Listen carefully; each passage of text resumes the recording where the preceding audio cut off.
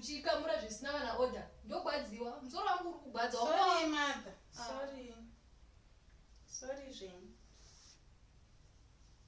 Chiko zvichiri zvakuruka here kati personal Kontoita sei futi? unoshunya kuzira kuita semunhu anoshunya zvimadhoiri seiko Konrukarukaoni zvakanaka nei mother? ndogwadziwa ruka zvakanaka uzati kubata makastoma zvakanaka todzoka seiko kusaluni kwako kunoko. Aiwa inyaya yekungoti problem bvudzi renyu ikingi mother. Plus ndakuudza kuti iyi hafu yose iyi ndoinepi nazvo izvi ndaudza daenda kumuchato womwana zvanzi yangu ndoinepi nazvo zvakasakara ndaudza hafu yose iyi unorubunura wotangidza kana kuti handikupi mari yako ndisaudza zvaunoda.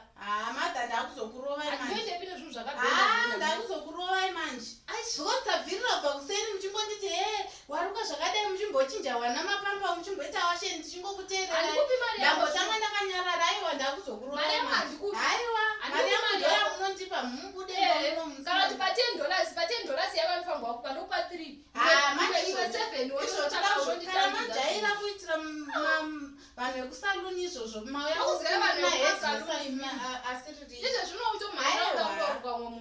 hapana apa imi ndimuri kushiringinya nge mwana mudiki musoro wangu zvakanaka.